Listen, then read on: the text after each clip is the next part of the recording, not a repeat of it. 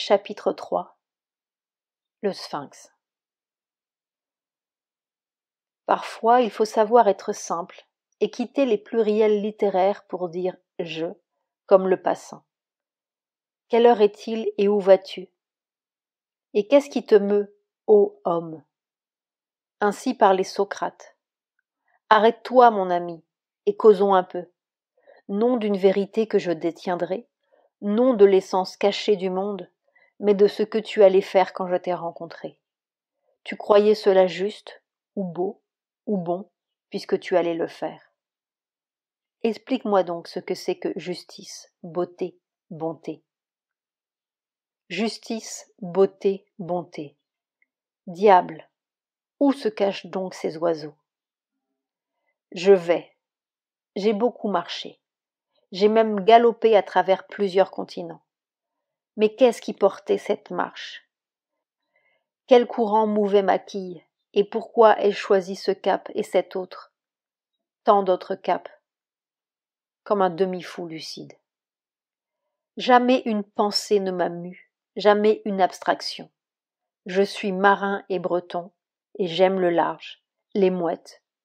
Bien que né à Paris, rue Giordano Bruno, un hérétique assez têtu pour être brûlé vif, ça commençait bien. Pourtant, sur les routes d'Afghanistan, je me souvenais de Malraux.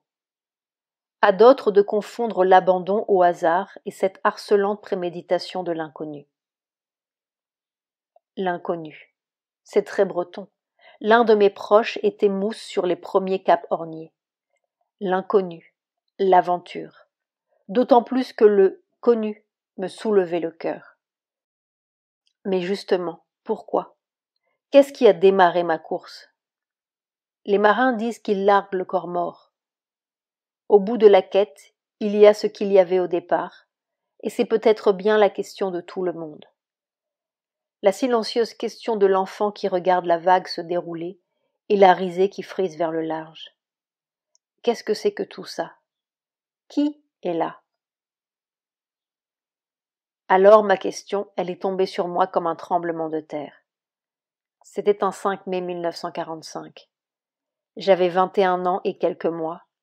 Je sortais d'un hangar plein de poux et j'avais déjà le typhus. Juste attrapé dans les derniers jours d'un camp de concentration. On m'a sauvé. Je ne sais pas pourquoi. Il y avait de quoi être hérétique de tout.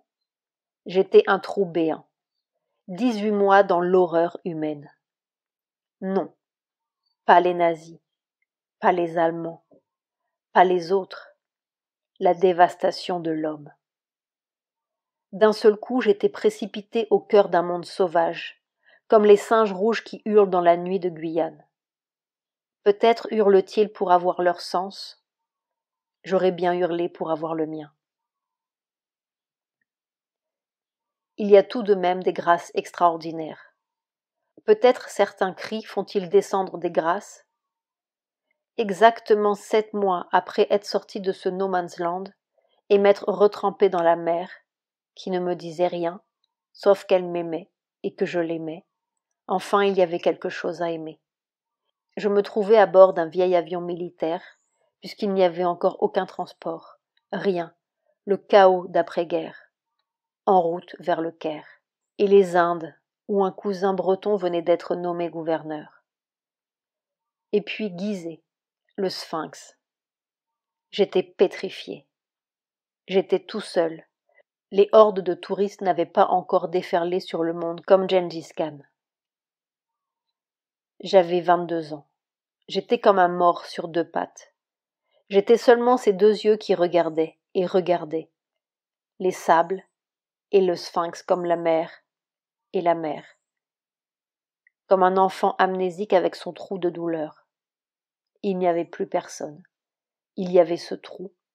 Il y avait cette douleur. Et c'était le seul quelque chose qu'il y avait. Et puis ça, qui me regardait comme du fond de l'éternité.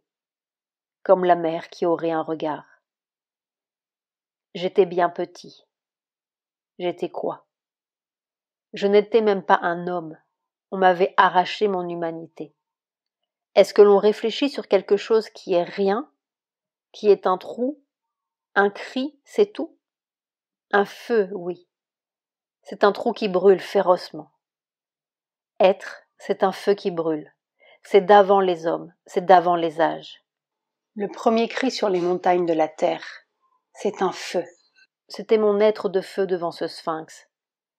Et puis quelque chose qui ressemblait à une révolte ou à un amour trahi. Mais c'était l'homme qui m'avait trahi. Y avait-il une réponse? Une réponse à quoi? Je n'étais pas en quête d'une pensée ni d'une philosophie.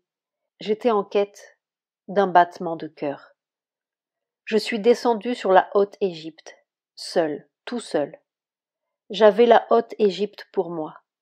Abydos, Thèbes, Luxor, la vallée des rois, et Nag Hammadi, où j'ai vécu pendant 1 mois et demi au bord du Nil. J'étais sidéré. J'ai vécu pendant 1 mois et demi dans un état d'émotion incompréhensible. Buvant ce monde plein. C'était vide. C'était des sables, des ruines, et c'était plein à craquer, comme des piliers de Luxor, brisés, massifs, écrasés de soleil, mais debout et présents comme s'ils portaient encore le dieu Ré sur leurs épaules. C'était vivant, c'était là. Tout à coup, l'Occident m'apparaissait comme une coquille vide et bien décorée. Même les colonnes grecques me semblaient efféminées à côté de ces géants. Tout à coup, le monde occidental, ses églises, ses cathédrales, ses académies et ses Sorbonnes, me semblait une sorte d'artifice intellectuel, joli et bien tourné, propre et si fragile qu'il avait l'air posé sur rien. On s'y promène comme sur un boulevard au milieu de quoi? Ici on était englouti, écrasé, dépassé par un monde qui n'était pas une question avec des réponses, qui était la question même, vécue, bue, vivante, étalée sous le soleil, et bientôt éventrée dans les sables, pour recommencer encore et encore, comme si la question même, répétée des milliers et des milliers de fois, acquérait une puissance en soi et une présence de feu qui était la réponse même. L'intelligence, c'était la faculté de boire ça. Tout le reste, de petites anecdotes bien tournées pour circuler le long des circonvolutions cérébrales. Je débouchais tout à coup sur un rien qui était un formidable quelque chose, sans mots. Et toujours ce quelque chose faisait du feu dans mon cœur, comme si ce feu, c'était le tout ce qui est. Et puis Thèbes, les hypogées, tout me disait, me parlait comme aucun livre de l'Occident ne m'avait parlé. C'était très curieux, il n'y avait rien à comprendre et c'était bourré de compréhension. Avais-je vécu dans les nuages? Non, diantre. Il y avait la Gestapo qui m'avait brutalement précipité dans un abîme d'incompréhension de tout. Cette horreur-là, elle m'accompagnait partout en sourdine, comme si tout l'Occident débouchait là. Toute sa culture, son intelligence, ses machines étaient une sorte de vent qui s'engouffrait dans un trou noir. Il suffisait de souffler dessus et tout s'écroulait. Mais les piliers de Luxor restaient. Et je regardais ces fresques dans la pénombre, ces hiéroglyphes bourrés de sens sans sens, et soudain le grand serpent de Thèbes, ces petits bonshommes l'un après l'autre, en file, portant chacun sur la tête un anneau du grand serpent, et qui allait, à travers les siècles et les vies et les dynasties enfouies, qui allait vers quoi? Tiré par un destin unique. Je n'ai pas cessé d'être sidéré pendant 1 mois et demi. J'étais précipité dans une autre naissance. À quoi? Je ne le savais pas puisque je n'étais plus celui qui était né rue Giordano Bruno. Mais j'étais radicalement celui qui était mort dans certaines caves de la Gestapo. J'ai bouclé mon sac et j'ai pris le train de nuit qui remontait vers le Caire. C'était un 21 février 1946. Est-ce un hasard? Le jour de naissance de quelqu'un que je ne connaissais pas encore et qui allait bouleverser ma vie. Mère, là-bas aux Indes. Je songeais dans mon train, sans mots, tandis que se déroulaient les champs de canne à sucre et les scintillements de la lune sur le Nil. J'étais plutôt une sorte de regard noir, brûlant, qui voulait transpercer l'énigme. Il fallait trouver ou sauter. C'était clair. On ne peut pas vivre avec cette horreur dans le creux de l'estomac. C'est toute mon humanité qui était morte. Et puis ces puissants revenants du désert qui tentaient d'habiter mon hypogée intime. Tout de même, un soir, près d'Abydos, j'avais vu ces merveilleuses statues de mes revenants au visage martelé, sauvagement martelé, par quelques fanatiques musulmans. Dieu me protège, des temps passés. Mais les temps passés sont-ils déjà passés? On continue sous le grand serpent de Thèbes, la gueule ouverte. Qu'y avait-il donc de si révoltant au fond de cette condition d'homme? Et je regardais, j'aiguisais mon regard noir. Tout de même il y avait eu Spartacus et sa bande d'esclaves révoltés. Ils se croyaient révoltés contre les Romains, mais...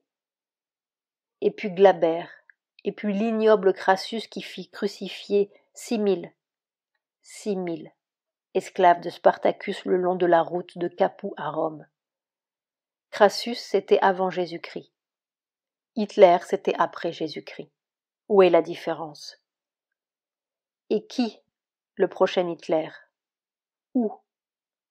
40 ans après, nous savons que Hitler a essaimé partout et que c'est lui qui a gagné la guerre. Non, ce n'était pas l'écroulement de l'Occident que je regardais dans mon train du Caire, mais quelque chose de beaucoup plus profondément caverneux, où il y avait un secret de vie ou de mort, à arracher si l'on ne voulait pas tomber, comme Spartacus dans une 1000e révolte. Futile. Une dernière fois, je suis allé revoir le Sphinx. J'allais prendre un bateau anglais à Port Saïd en partance pour Bombay. En vérité, je me fous un peu de tout. J'étais une sorte de suicidé en sursis. Il était là, ce Sphinx, si stupéfiant, comme si quelque titan avait attrapé la question de la terre pour vous l'enfoncer silencieusement au creux de l'estomac. Et puis les sables. Ô passant, quelle heure est-il? Et où vas-tu? Quand Socrate est né, le Sphinx avait déjà 2000 ans. La révolte de la terre.